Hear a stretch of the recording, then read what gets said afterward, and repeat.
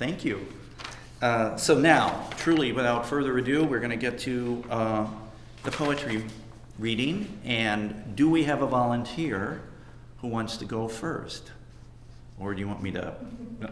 Okay. We have a volunteer, a young fellow out there by the name of Joe Arts. See, I did half your introduction for you already. Oh, yeah. I'm Joe Arts. Among other things, I write flash fiction and poetry and anything else that comes to mind. I collaborate with Deanne on a thing called Word Arts, where she draws something and I write about it. But one thing I want to mention is that I'm also the MC of the Iowa City Poetry Slam, which happens the last Monday of every month, including tomorrow, at used to be called the High Ground. Now it's the Coffee Emporium across on Market Street. So you'd all be invited to come there, and you could even read. It's a lot of fun. It's one where there's audience participation and judges and a crazy guy for an MC, and it gets scored. And we have 3 rounds, and at the end, each contestant gets a stack of books to take home with them. So anyway, that's me. So I'm going to read. This is flash fiction, but if you fold it, it looks like poetry. It's just a matter of margins. Okay, this is called Night Ride. Time is the name of the horse I ride on a starry moonless night through a landscape I cannot see. A breeze carries the ruffle of prairie grasses and the chuckle of a spring-fed stream over stones. The horizon is an obscure line where night-dark hills meet the rim of starlit sky. Overhead sprawls the immense dome of stars, each one a memory of mine, burning with ferocious heat. Some glow bright and feel larger. Others, far removed, are dim. Some bring joy, others regret. Of some I've repented, of others I will never be absolved. Ahead, in the direction the trail leads, a single star stands motionless, central to the slow eddy of the countless others, a star that never varies in brightness or height above the horizon. And each night, no matter how far we ride toward it, the distance never closes. We're getting too old for this, time and I. An hour or two's ride is plenty. A long day is behind us. We need to turn back to rest up for the next. Time on a bed of straw in a quiet stall, me on a straw-tick mattress in a bunkhouse of snoring hands. For years, I felt age coming on. First, in the stiffening of joints and cartilage, more recently as a creeping fog in my brain. I'm glad to have discovered that the stars retain the memories I'm losing. Time is aging too. He's slower, less sure-footed. Age clouds his eyes, probably his brain too. Maybe the night breeze bears him memories of his own, sounds, sights, thoughts from a well-lived life that, like mine, is stretching long. Of late, however, that one star's pull is getting stronger. It draws us farther each night. The longer we ride, the nearer it seems to approach, the brighter it seems to shine, the stronger and swifter the swirl of stars around its central point. We've become reluctant to turn back. We've had our fill of the plod of cyclic day-to-day time. We're looking forward to what comes next. Comes a night, time does not turn back. I urge him forward with a press of my knees and a soft clucking noise. His pace quickens. I stand in the stirrups, straining to make out the singular memory that last star shows. Perhaps it's reserved for the moment of my death. Perhaps it retains the blind, unrecollected instant of my birth. Or perhaps the one that comes next. I lower myself to the saddle.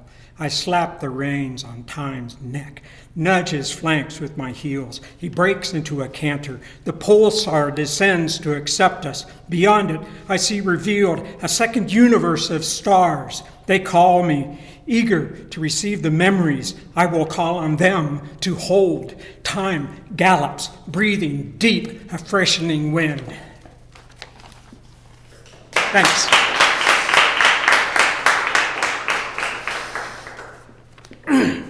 And I have one more. This is called Caney, Oklahoma, 1980. The town's so small, it needs only 2 cops and not many street lights. None at all on the brick-paved street where I wait on my porch. In darkness and quiet, I strain to hear a familiar sound. The trees cast no shade, are themselves the shade cast by night. A rustling breeze represents their leaves. The sentient hoot of an owl stands in for their branches. Aluminum clatter from the alley, raccoons in the trash. In darkness and quiet, sounds are how we see. My body is the shape of its press into an antique wicker chair. My relaxation, the shape of my legs, stretched full length. My comfort are the heels supported by the strong porch rail. In darkness and quiet, self-awareness is in physical sensations. I am aware of listening only for one familiar sound, the tinkling rattle of a small pebble eternally trapped in the hubcap of a '77 Honda Civic, bringing my girlfriend from Tulsa for a weekend visit. I hear it now, distant, blocks away, and now I see the headlights glow. In the darkness and quiet, the only light I desire. Thanks.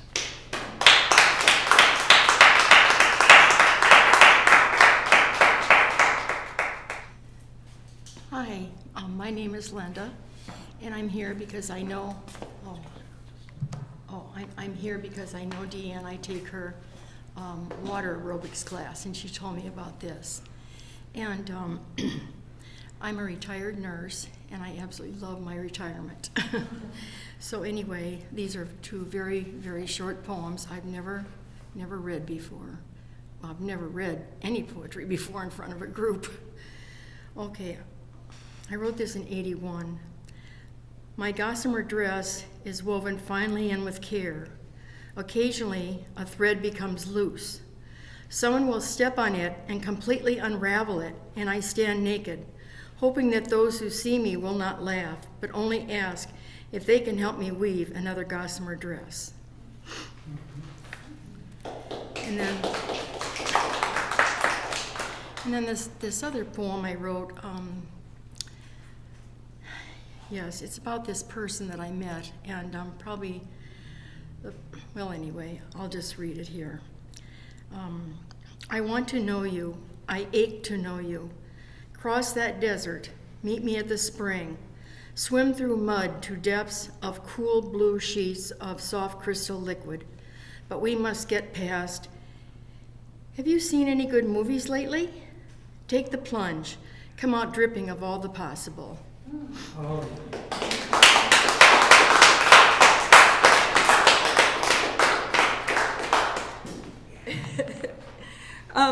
these three pieces were written to mark sections of a piece of literature that I was writing. It's about a memoir of going north with my father. We lived in Minnesota, and he was an outdoorsman, and he loved to fish.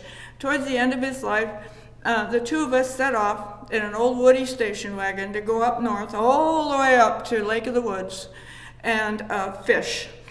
And this I wrote long after he had passed away, so it's by way of also being a memoir. And I'm not going to read you the text part, I'm going to read you the three poems that mark the three parts of the piece of writing. So and the whole thing is called In Search of Light on the Water, which sort of emphasizes his role in life, because he was always looking for the ineffable and undiscoverable. And that's why we were going so far north up into Canada. So, In Search of Light on the Water. Prologue, Going North. You ask what we saw. This is the report of our journey. Black duck, kakagi, Cutfoot Sioux, a loon's necklace, these places we have seen and traveled through, a loon's laughing, these places that fly by outside the van as we thread our way across the bloody rock and Christmas tree belt of Ontario, cruising the Canadian Shield in search of light on the water. After the scrub pines, the small bunched cattle, the empty silver cabins, the stands of drowned trees, ancient rocks burst through thin soil. Old men, they spin us north, where we will drift between the reeling islands, fish the cold waters, sleep uneasy with the loon, rock to Ontario singing. So we get there. And there are adventures in between. The next part is called Ancient Regime in French. Ontario is French. Ontario's old men, sun-warmed, pink-veined, black slate and granite, slumber, dream of fire and plate tectonics, of ice and glaciers, of endless rising up and wearing down, cold and silence. They flake, chip, and weep, making sand beaches in their sleep, taking no notice of me or you, heavy with age, pictures dropping from your hands. Father, you are old, and it surprises me. What will I remember? Do you too make beaches in your sleep? Are we rising up or wearing down?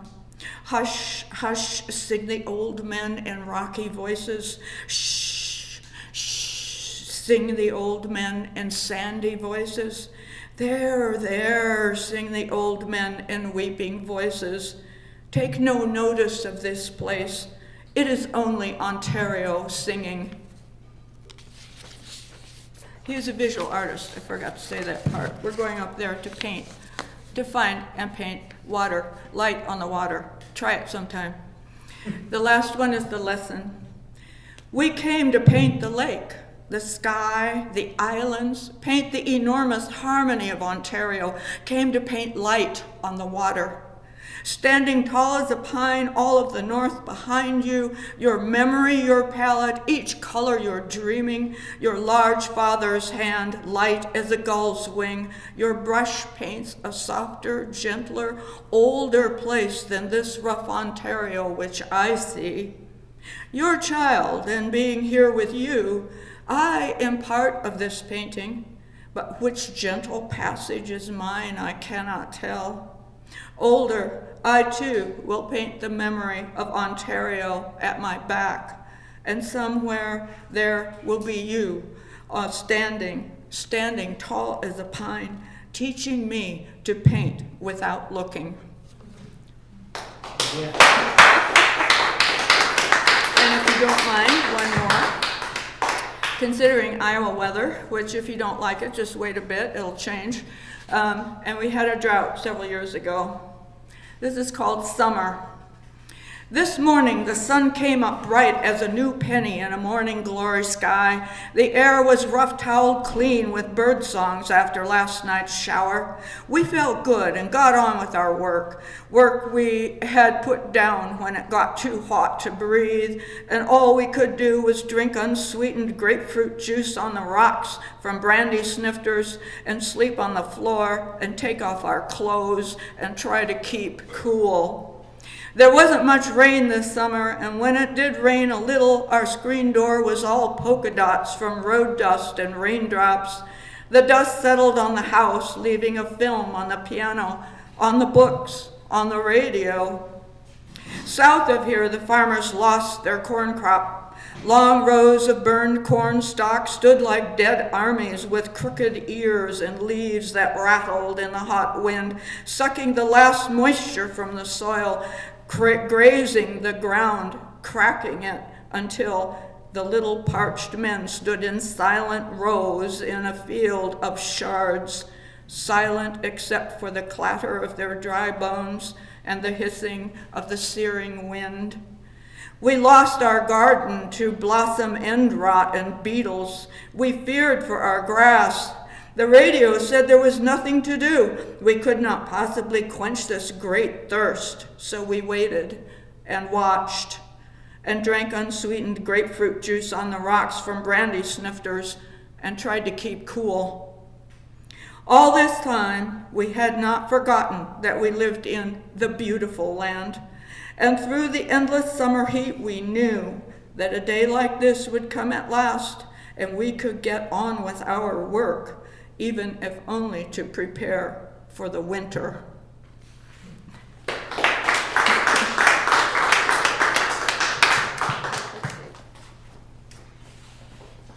Hi there. I'm Susan Footman. I'm newly retired and pretty newly moved to Iowa City, so, which is a long story. But anyway, glad to be here and hearing some poetry. This has been really great. I'm going to read two poems. The first one is called Valediction in Guatemala. We say goodbye in front of a blue cement block house surrounded by a metal wall in a village bordered by squares of maize, peas, and celery. And in the distance, but not so far you feel completely safe, the volcano Chicaac in Cachical, where the fire is. I stoop down to hug Elena, mother of 6, who has been mother to my daughter Katie these last months. I know no Spanish. She knows no English. Our tears say, thank you. You're welcome. I know it was a sacrifice. Thank you for trusting me. And all the things mothers say until we soak the shoulders of her wapil and my t-shirt. In the days before we left, Katie showed me around the village. We walked the rough dirt streets and came to a woman on her porch, on her knees, weaving with a backstrap loom, the strap snug behind her. And like falling, without weight or tension, we slip into a new place. My daughter is my mother, explaining the loom, translating the woman's words, showing me the way when we leave. The slipping place stays with us. She points to a house where she was invited for tea, explains how men patrol at night. They haven't forgotten the Griots massacre of a neighboring village. Takes me to the walled yard of the school where she taught English. I look through the gate. We begin our return, walking by a tethered cow she passed on her daily walk to school. She tells me she greeted it hello every morning. We laugh, we slip back, but not quite all the way.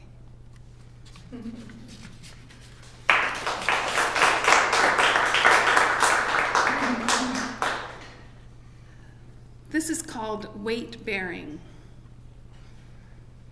Before I took a breath, before my blood rerouted, while my eyes were still closed, my parents argued about their individual visions for me, and after hours, days, after questions and explanations, they stepped into each other's dreams and chose my name. Adam and Eve's first responsibility was naming the animals, and even then, before sin and brokenness, before the veil was torn to make things right again, sitting there in that paradise, they proposed and compromised and did the best they could. I visited my parents yesterday, and if you were there, at first you might only notice their faltering gaits, knobbled fingers, and unwavering opinions. But as the day progressed, you'd see they've not forgotten how it felt to hold me, stroke my hair, kiss my baby cheeks, to sacrifice a lifetime, to give me a name. I thought about all the names written in all the world in all time. Charcoal on cave walls, quill and ink on papyrus, blue ballpoint pen on number 10 envelopes, crayon on school papers, typewriter ribbon on essays, Sharpies on name badges, pixels on phone screens, fingers in red dirt. How does the earth bear the weight of them? Thanks.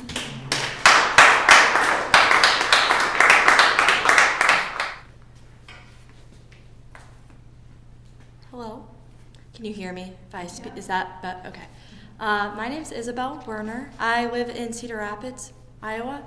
I just graduated from college last spring, and I'm fairly new to poetry. It's been a good way for me to release some of my early 20s, just all my angst and my feelings and my confusion. So I've got 2 poems. This one doesn't have a name. Beside these amber waves of grain sit the torn and tattered frames of men and women, boys and girls, gay and straight, young and old, huddled in a mass so tight they can't be seen by our poor sight.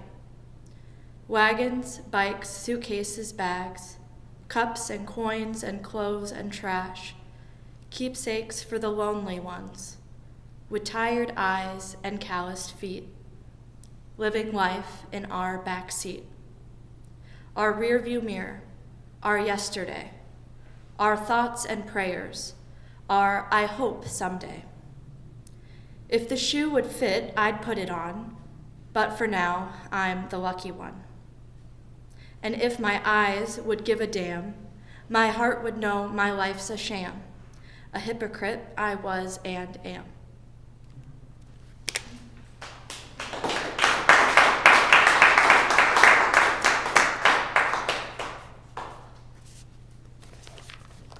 And this one's called Collections. Fact turned fiction, fragments and fables. You make the meals, I turn the tables. A shrine and a dump, all rolled into one. A new kind of museum. Isn't it fun?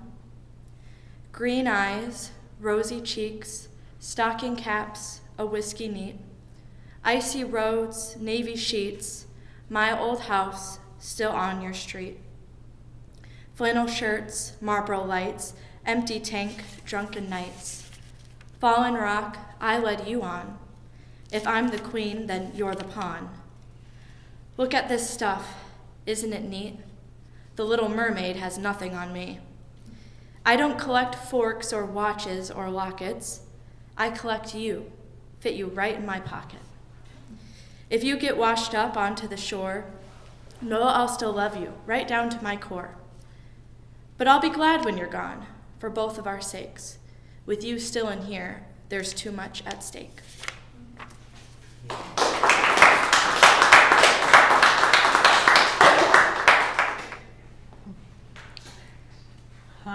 My name's Laura Hopkins. I had a show in this gallery a couple months, and we just pulled it down. And that show was a culmination of 25 years of work. And this poetry thing came up. I heard about it at the show. And I remembered I had written this poem before this whole crazy journey with the art started. And I was very young at the time. It probably had to be about 1990. It had to be between 1993 and 1995, I think. Or maybe 6. But I think this was a precursor to the 25-year journey that was just here. My sister had a son for her firstborn child, and I got this idea that I would write him. I think it might have been Christmas or something. But I thought, I guess this just came to me. I wasn't a poet and but it just came to me as something to give to him for Christmas. So he was maybe a year old or something like that. I don't know. Very young. And it's called A Gift of Love. And I should also say that this had to do with, I think, the idea of getting into art, because it was based in, I think, turning to the artistic side of my life, whatever that was going to be. Color is a gift of love in everything we see. God made this gift to celebrate the life of you and me. The sun gives love in shades of gold to melt the winter snow. The earth gives love in shades of brown to make the gardens grow. The trees give love in shades of green to give the birds a home. The sky gives love in shades of blue, a place for clouds to roam. Look up and down and all around. What color's there for you? Red, orange, yellow, green, indigo, or blue. Learn to love these colors and all that they can do. For color that you love is love coming back to you.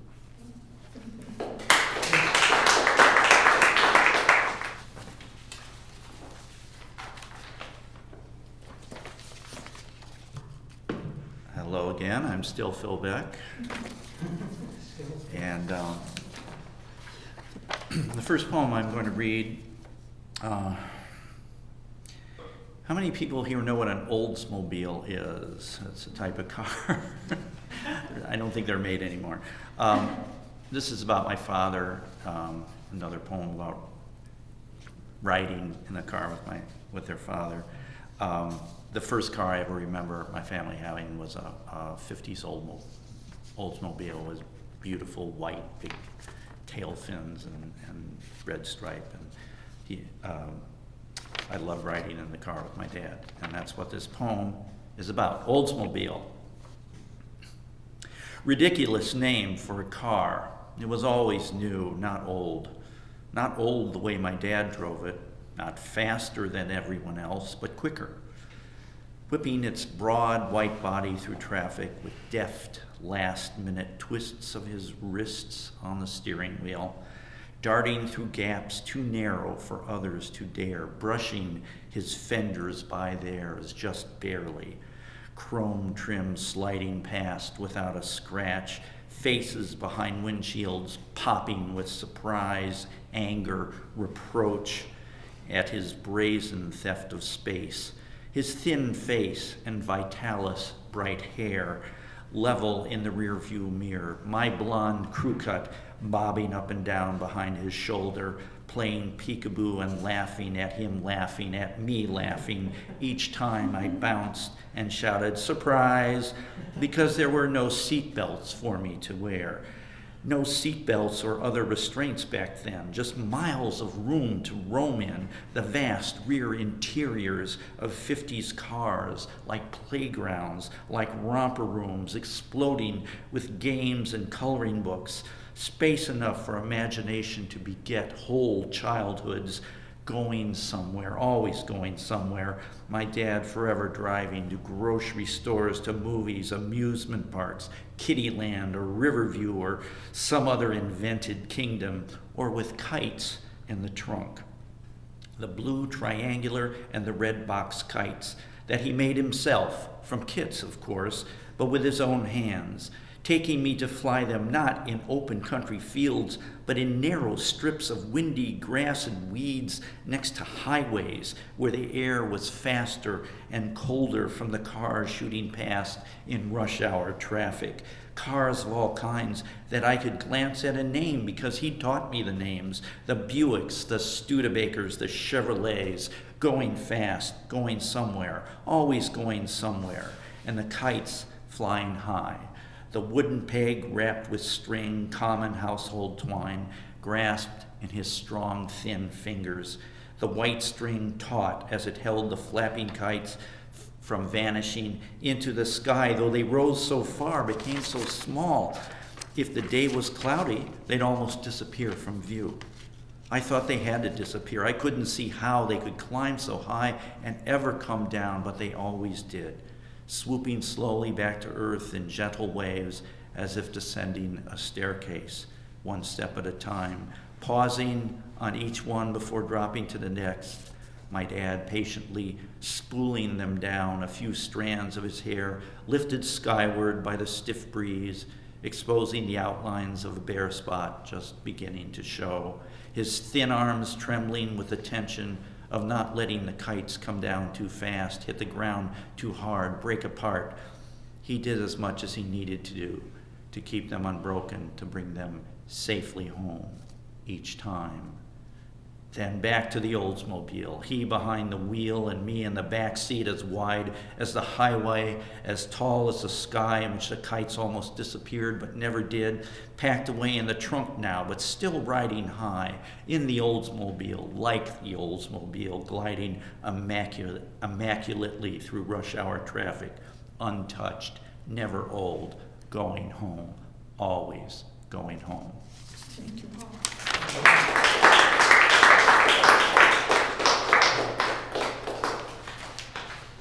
Thank you, and this is a recent one, although it's about an old memory.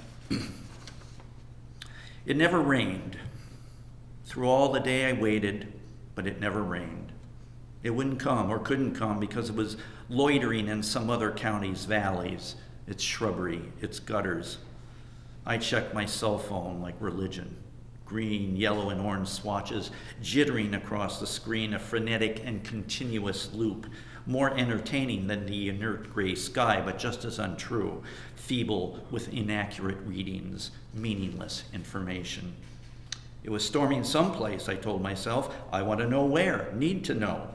Because I didn't, I lied and lamented fictional friends in the path of unreported hail and wind, their tract houses stricken, bathroom walls blown down, sheets and towels scattered across imaginary neighbors' non-existent lawns. But always somewhere else it's real. Touchdown on the other side of the highway maybe, or further on, the outskirts of Davenport. Not nearly, ran my peculiar thought, close enough. So I pretended a squall raged around me, shaking my easy chair, buffeting my uneasy head. My phone slid off my lap. I spilled my vodka only when I noticed the shaking in my hand, not before. Bring down the sky, my assailed heart cried. Make the world fall down. I no longer care. You really crushed me, babe. Approached me like a bank vault when all I had for you was love. When you said you cared, you meant like a tornado cares for the barn it breaks into. I can read a weather map now. I've learned the difference. Thanks for the knowledge. I'm still waiting for the rain to come that will not come, no matter how much I pray for it to fall and wash whatever remains of what this was away. Thank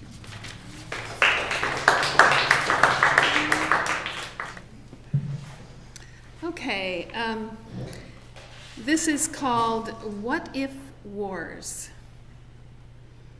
What if wars were fought by old people, say 60, who have retirement in their sights and grandchildren they hope to see grow up? So they take vitamins and do exercises, maybe yoga, and eat organic and get 8 hours of sleep.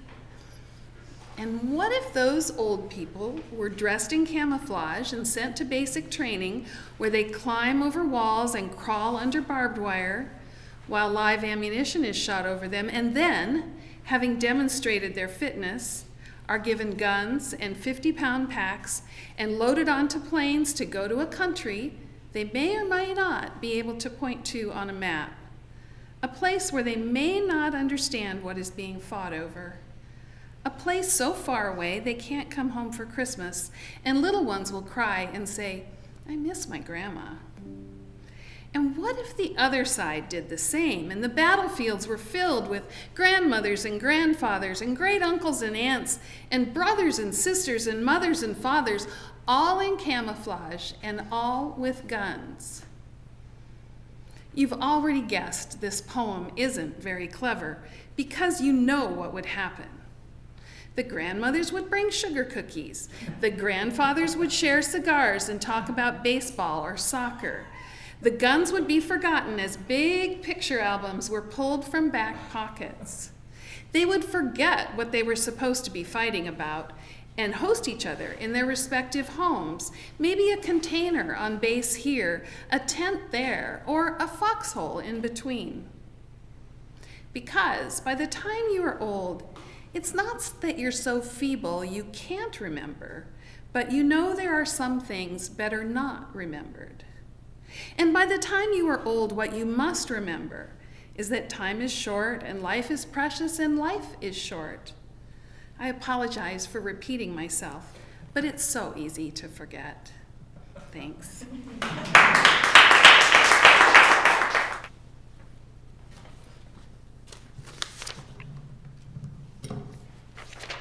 First, a very short one, and then one that is a memory. It's called Remember That Day. Remember that day when spring came late, when the trees bowed down with the weight of the clean, bright snow, and the daffodils, and the sky was blue, and your breath in the cool air smudged the scene for a moment or two, then cleared to green. And this one is called Pine Hill. After my father finished his degree here and graduated, we went to Northfield, Minnesota to live in a barracks. Again, I didn't live in a house till I was 7 years old or so. We always lived in barracks here and there. And it was called Pine Hill. And it sat up on a hill above the town. And so this is a memory.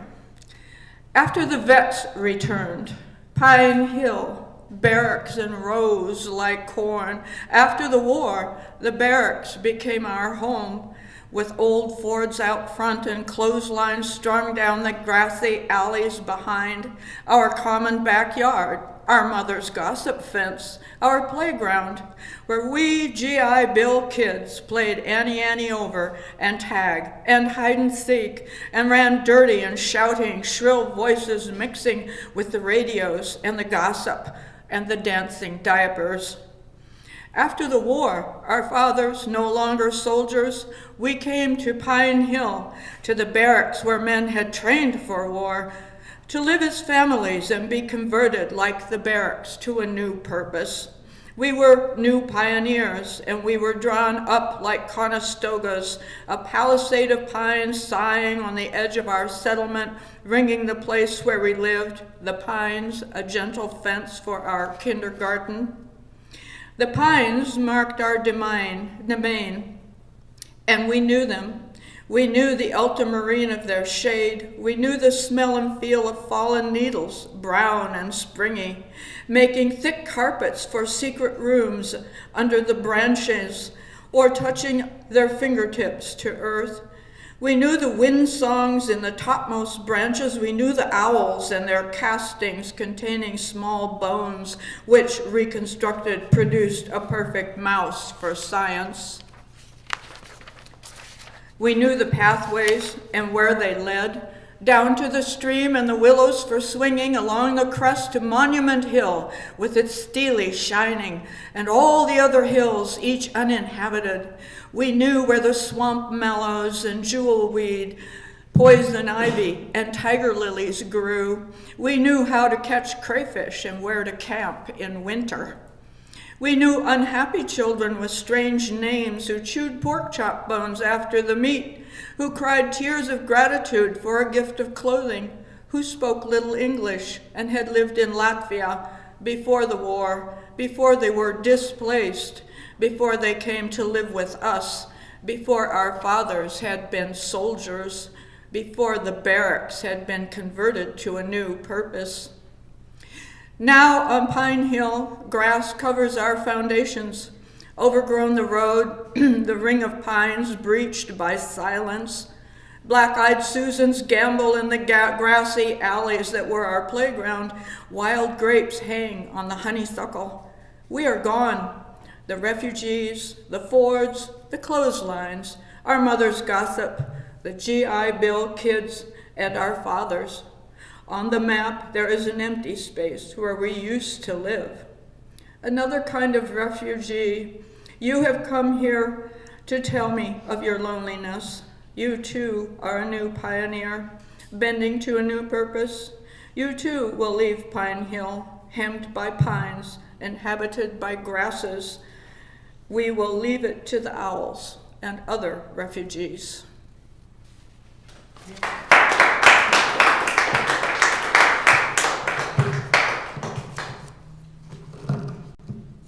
And none of that exists anymore. It's all gone.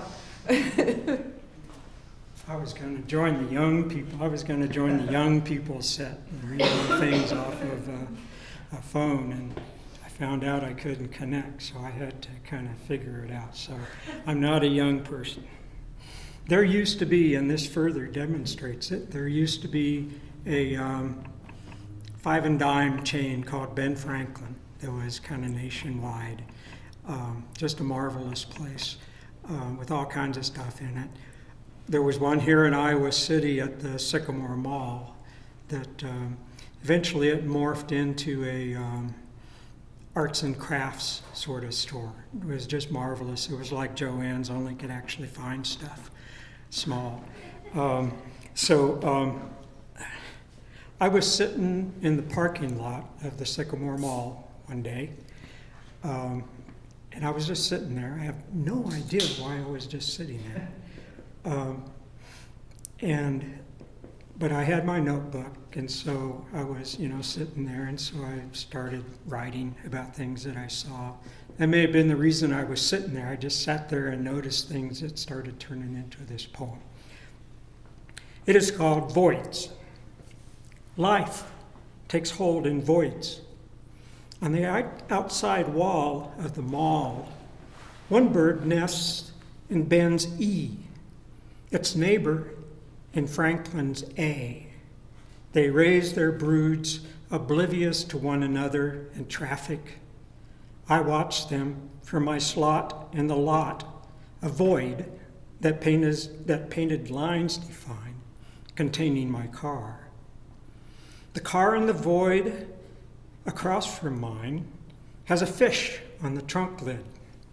Early Christians knew that fish's meaning from its shape alone, but we Americans have to fill in the void, all caps, exclaiming, Jesus. 3 cars in parking a lot voids down. The fish has legs, and its void preaches Darwin. And in Kansas, that fish is headed back into the sea. So it's all about filling voids, life.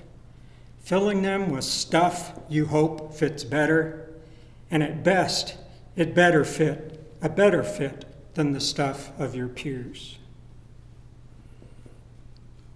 Okay, so that's that one.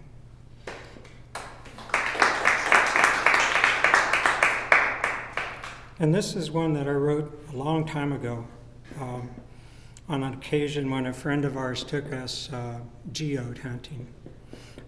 down in southeast Iowa. Actually, I was across in Illinois. And there were geodes, but there were also lots of fossils in the limestone. And I wrote this poem that ended up connecting back to memories of my boyhood on farms in Kansas. So, accompany me on the journey called Harvest. An early memory of mine, summer wheat fields, vast, ripe, and the reels of harvesters. An early one of yours and mine, limestones prodding white like bones from the weathering flanks of pasture ridges. Together, today, still, we experience other limestones that are gray and swarm with fossils, corals and shellfish mostly, but among them, this one shines unique.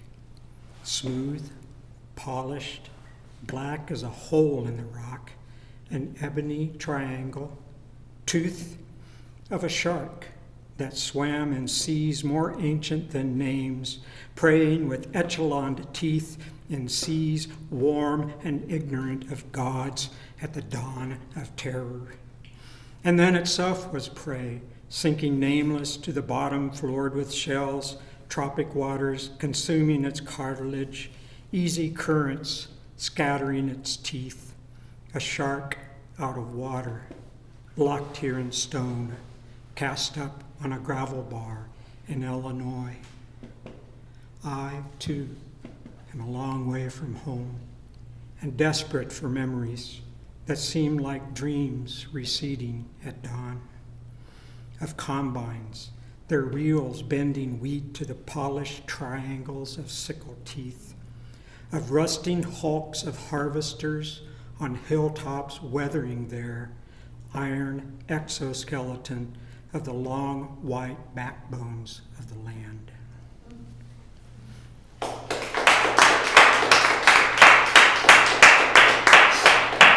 In North Dakota, they call them dinosaurs, the old threshing machines that are up on all of the hilltops around.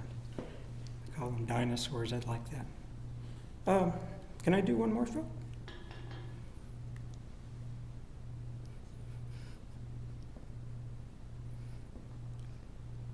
Where in Kansas? That particular memory is from the Flint Hills down around El Dorado, south of or northwest of Wichita. See, this is another problem of having it on your phone. You can't find it. Okay.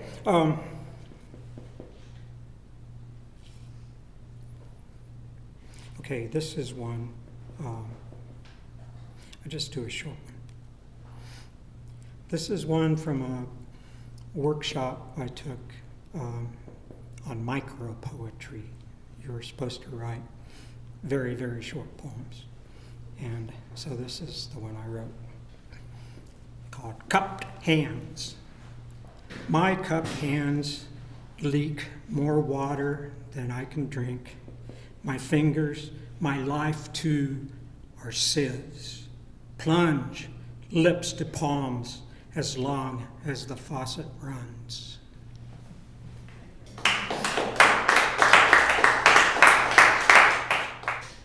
These are just little snippets of things written in 2005.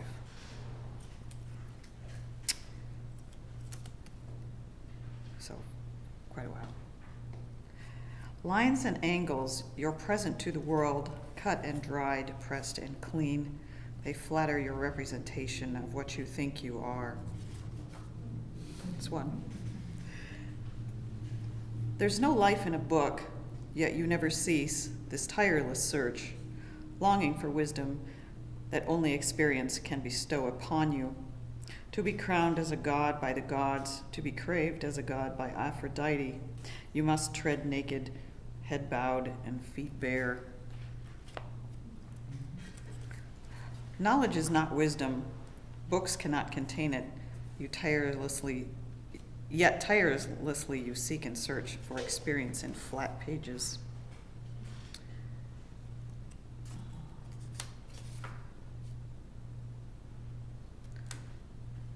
This one's a bit, this is more kind of an Aphrodite idea. Your wandering eyes, they catch me. Your golden idol melts. Glistening, dripping there, meaningless without conquest. Fatal curves luxurious, warping time and space. Can you consecrate that sacred vessel? Am I an instrument you can play? Infinite clarity within ravaging oceans to drown your mortal fears.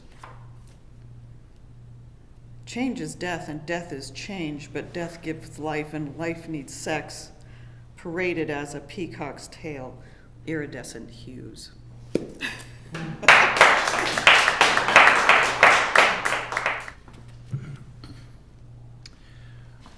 I wrote this poem in 2020, and it's called That Year.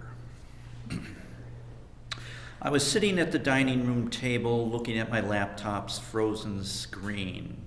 A neighbor's dog began to bark, mail deliverer delivering. When a letter came with a return address I didn't recognize, I'd look at it with distaste. What is this? Not what I'm waiting for. What is it I was waiting for? Mondays and Thursdays, I watered plants. The small begonia by the kitchen table, not too much. The large one with droopy leaves, whose name I can never remember, left behind by Cindy, who moved to Davis 3 years ago, took more, maybe 2 cups. On the other end of my cell phone every afternoon was my father, struggling not to yawn while he talked. He'd just risen from a nap or was about to lie down. One night, I dreamed that humans had become a race of strange-looking creatures, exceptionally thin, mottled blue-green flesh, translucent eyes like gelatin. Fins bristled from our heads and necks. We had the old jaws and mouths and spoke as we always had, but we no longer looked familiar to ourselves in our new skins. And then we knew we had always looked this way. How we saw ourselves had changed. We are creatures that live on the ocean's bottom, scared of the light, I told myself when I woke. It's what we learned that year. Thank you very much. And thank you to all the poets for coming today. This was really a wonderful event. I just want to thank everybody again. We will do this again. And I hope that you all will want to come to it and tell friends and get more people involved. We won't necessarily wait till next April. Maybe we'll just declare our own National Poetry Month sometime later in the year.